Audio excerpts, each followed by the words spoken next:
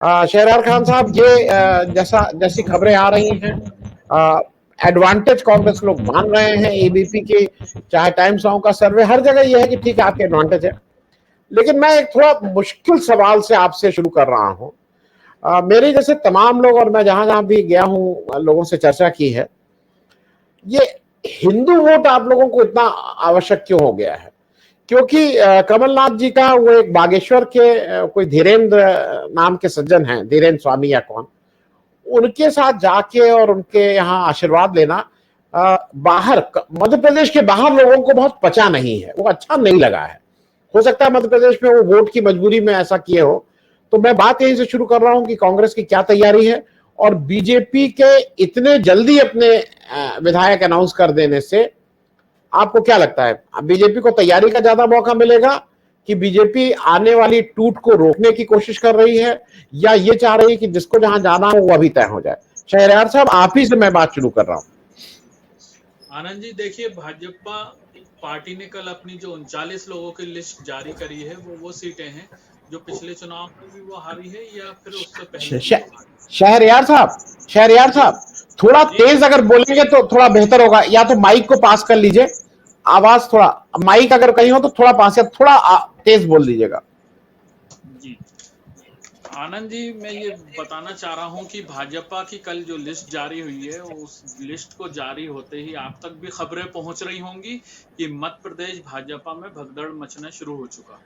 और ये काफी टाइम पहले से भाजपा के डूबते जहाज को छोड़कर लोग कांग्रेस की तरफ आकर्षित हो रहे हैं। कमलनाथ जी के नेतृत्व में वो अपनी आस्था जता रहे हैं, कांग्रेस पार्टी की विचारधारा में वो अपनी आस्था जता रहे हैं, और निश्चित ही कांग्रेस पार्टी को जो जनता का समर्थन और कमलनाथ जी का वो सरकार को जो इन्होंने लूट के बनाई थी, उसके बाद जो जनता बदला लेने के लिए इंतजार में है, निश्चित ही ये सब चीजें उसी के तहत है कि भाजपा, आपने बोला नाराज बीजेपी, महाराज बीजेपी, शिवराज बीजेपी और अमित शाह बीजेपी। तो आनंद जी, 2018 में भी नरेंद्र मोदी और अमित शाह जी ने भी कोई कोर कसर नहीं छोड़ रखी थी मध्य प्रदेश में।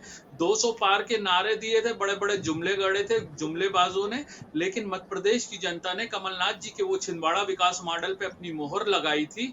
और उसके बाद हम लोग निश्चित ही कमलनाथ जी के नेतृत्व में एक विकासशील सरकार, जनहितैषी सरकार चला रहे थे।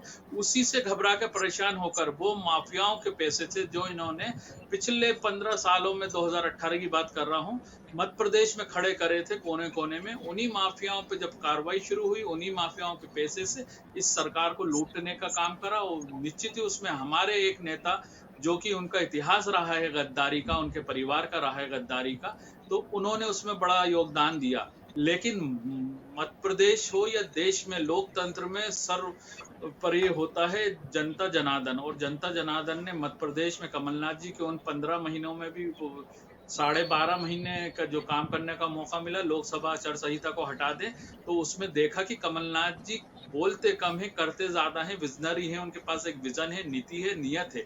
और दूसरी तरफ वो हमारे भाजपा के घोषणावीर, और अब तो हम कहे कि घोटालेबाज मुख्यमंत्री हैं, जिनके ऊपर सिर्फ उस टाइम पे लगभग 25,000 घोषणाएं थी, जो बढ़ के अब 32,000 घोषणाएं हो गई। उन्होंने मध्य प्रदेश को घोषणा प्रदेश, घोटाला प्रदेश, लूट प्रदेश, कमीशन वाला 50% वाला प्रदेश की छवि मध्य प्रदेश ने नहीं, देश में बना दी है। निश्चित ही वो हमारे लिए बड़ी शर्म की बात है।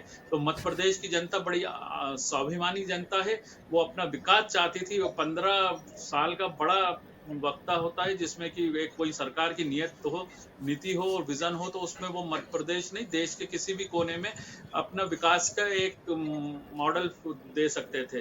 दूसरी तरफ कमलनाथ जी छिंदवाड़ा से 45 साल से जो राजनीति कर रहे हैं, उसमें से 40 साल के उनके संसदीय जीवन में और 10 साल 15 साल के उनके केंद्रीय मंत्री के रूप में जो काम थे, वो मैं आनंद जी आपको भी आमंत्रित करूंगा। आगामी विधानसभा चुनाव के टाइम आप भोपाल आइए, मैं आपको छिंदवाड़ा लेके चलता हूं, आप खुद कंपेरिजन करेंगे। एक विधानसभा बुदनी जो शिवराज जी का गृह जिला भी है, और एक छिंदवाड़ा जिला जो कि हमारे आदिवासी भाइयों का अंचल का था जब कमलनाथ जी आए थे, तो वहां पर कोई भी सुख सुविधाएं नहीं थी, सिर्फ पिछड़ा हुआ वो जिला था।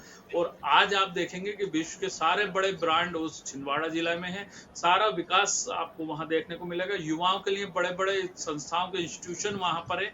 वहां पर आपको एक विकास की जीती जागती मिसाल देखने को मिलेगी। और दूसरी तरफ मैं आपको बुधनी भी ले चलूंगा। वहां पर बुधनी में अभी हमारे कार्यकर्ताओं ने सड़कों के बीच में जो है कि जो चावल की बुआई करी, धान रोपण करा, इतने बड़े बड़े गड्ढे थे। तो ये दो मॉडल हैं, एक छिंदवाड़ा विकास मॉडल कमलनाथ जी का, दूसरा शिवराज जी का घंटा मॉडल। और जो वो बड़ी बड़ी बातें करते थे कि अमेरिका और उससे अच्छी हमारी सड़कें, तो वो मध्य प्रदेश की जनता बखूबी जानती है। ये सिर्फ घोषणाएं, खोती घोषणाएं, झूठी घोषणाएं। और ये इनमें तो वो बाजीगरी है शिवराज जी में, इस बात को तो मैं क्या आप भी मानेंगे कि ये गंजों के शहर में कंगे बेच आए, ऐसी इनमें कला है। तो ये चुनावी जीवी लोग हैं, ये कुछ भी बोलेंगे, लेकिन मध्य प्रदेश की जनता को हकीकत ये है कि अब लगभग 19 साल का वक्त हो चुका है, कुछ नहीं दिया है, सिर्फ ठगने के अलावा, घोटालों के अलावा। 250 पेज का आज हमने भी जो है, कमलनाथ जी ने, हमारे प्रदेश अध्यक्ष ने एक रिपोर्ट कार्ड जारी करा है, जिसमें मध्य प्रदेश में 220 महीने में लगभग 254 घोटाले शिवराज जी ने मध्य प्रदेश को देने का काम करा है। जी आनंद जी। जी शहरयार साहब, आपसे दो चीजें पूछनी है। आम आदमी पार्टी भी का भी अभी रुख बहुत स्पष्ट नहीं है। कुछ लोग कह रहे हैं कि छत्तीसगढ़ में तो लड़ेगी ही लड़ेगी, हो सकता है मध्य प्रदेश भी आ जाए। दूसरा, ये बीएसपी हर जगह हर बार लास्ट में इतने इलेक्शन से उसका एक सर्टेन परसेंटेज ऑफ वोट है बीएसपी का। इस बार वो वोट, क्योंकि यूपी में कम से कम बीएसपी का वोट खिसका है, पिछले विधानसभा इलेक्शन में वो वोट भागा है, वो भाग के किधर गया ये इस पे एक अलग डिबेट हो सकती है। आपको क्या लगता है, ये आम आदमी पार्टी और बीएसपी के जो वोटर हैं, वो अगर दोनों पार्टी वहां लड़ रही हैं, तो इससे कांग्रेस का ज्यादा नुकसान है कि बीजेपी का ज्यादा नुकसान है? देखिए आनंद वर्धन जी, मैं आपको बता दूं कि ब्रजेश जी जो बोल रहे थे कांग्रेस को बीजेपी की एंटी इनकम्बेंसी पे नहीं डिपेंड करना चाहिए, तो मैं उनकी जानकारी के लिए बता दूं, 1 मई 2018 को जब कमलनाथ जी मध्य प्रदेश में हमारे अध्यक्ष के रूप में आए, आपकी आवाज बहुत धीमी है। जब से और अभी तक हमारे संगठन ने चहुमुखी अपनी रणनीति के साथ, हमने 7 महीने 11 दिन में 2018 में सरकार बनाई थी। उसके बाद निश्चित ही हमारी सरकार को लूटा गया, और उसके बाद हम निरंतर 2020 से मध्य प्रदेश की जनता की आवाज बने हुए हैं, संगठन के स्तर पर, रोडों पर। और मध्य प्रदेश की जनता ने जो मानस बना लिया है, उससे चाहे बीएसपी हो, चाहे आप पार्टी हो, चाहे ओवैसी जी बीजेपी की बी टीम हो, ये लोग यहाँ पर कोई कारगर और प्रभावी नहीं होने वाले हैं। जनता ने क्लियर ये मानस बना लिया है कि इस बार कमलनाथ जी को वापस लाकर मध्य प्रदेश को जो बीमारू राज, जो कर्ज के बोझ में ढकेल दिया है। आनंद जी, मैं आपको बता दूं, मध्य प्रदेश का हर नागरिक 50,000 के कर्ज से अधिक का कर्जदार है। हम केंद्र का कर्ज जोड़ दें तो देश का हर नागरिक 1 लाख के कर्ज में है।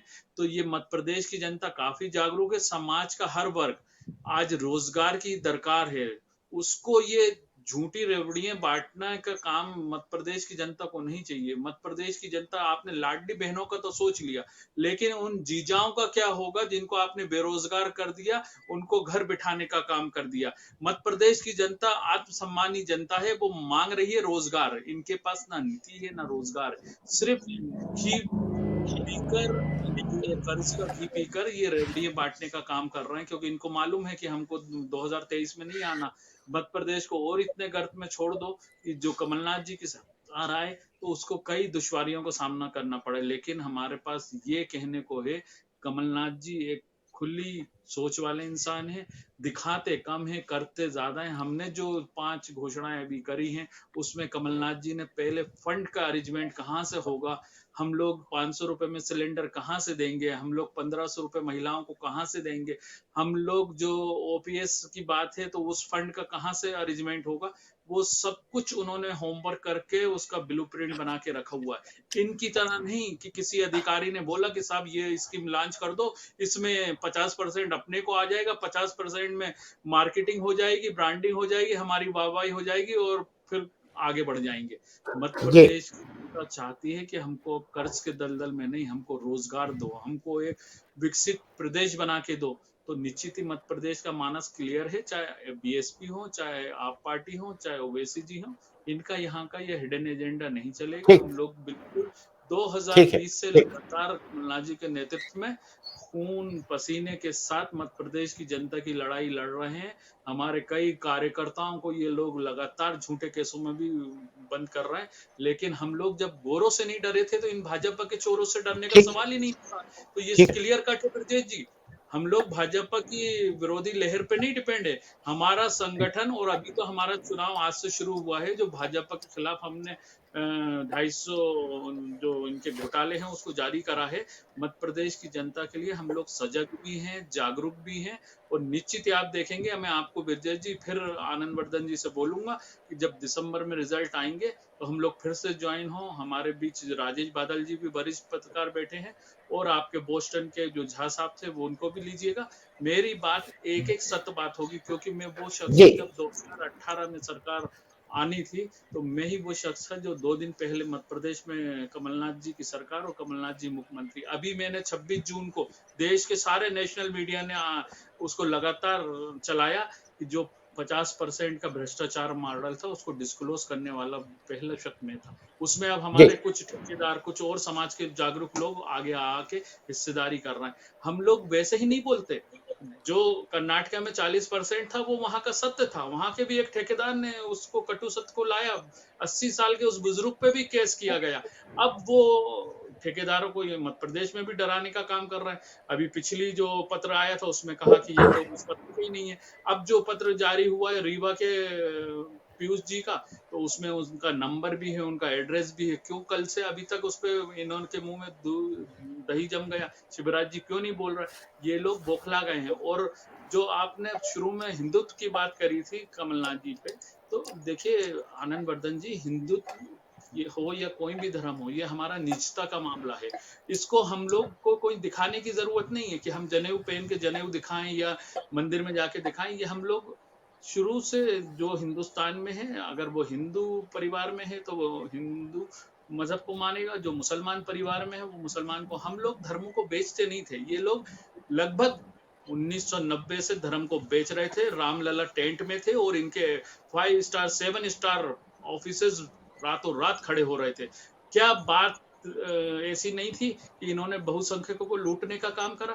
क्योंकि देश की संविधान के अंतर्गत अगर आप नोटबंदी की बात कर लें, आप जीएसटी की बात कर लें, ओवरनाइट आप अध्यादेश लाते हैं, उसको लागू कर देते। सिर्फ राम मंदिर के मामले पर आपने क्यों कोर्ट का आदेश का? हम भी तो यही बोल रहे थे, जो देश का संविधान बोलेगा।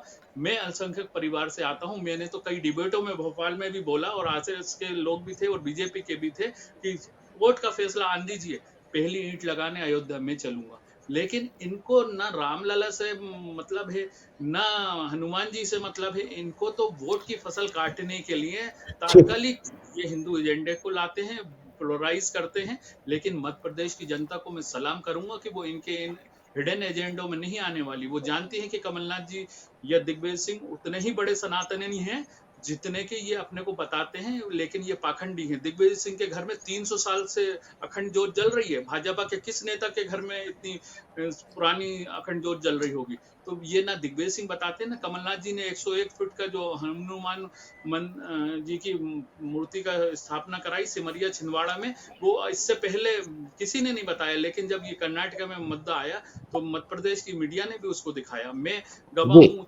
2018 में जी नेशनल मीडिया को छिंदवाड़ा लेके गया था और मैंने वहां पर वो सिमरिया मंदिर में मीडिया से इंट्रोड्यूस कराया था कि ये कमलनाथ जी की आस्था है। तो हम जी आस्थाओं को बेचा नहीं करते। हम जी लोग जनता के हित के, उनके विकास के, उनको आर्थिक समृद्धि के, आपसी हम लोग जो सौहार्द के ठीक है साथ देश का विकास करने की बात करते हैं, और ये लोग बांटने की बात करते हैं। तो मध्य प्रदेश की जनता इनको आगामी चुनाव में ठीक आनंद वर्धन जी निश्चित ही हराने का काम ठीक करने है जा रही मैं है। आता इससे हूँ घबराकर जी परेशान होकर इन्होंने जी 5 6 7 लोग की जो कटोरी बना दी है, ये मुखौटे बना दिए हैं। वो मुखौटे ही इनको आपस में कलह में ले डूबने वाले हैं।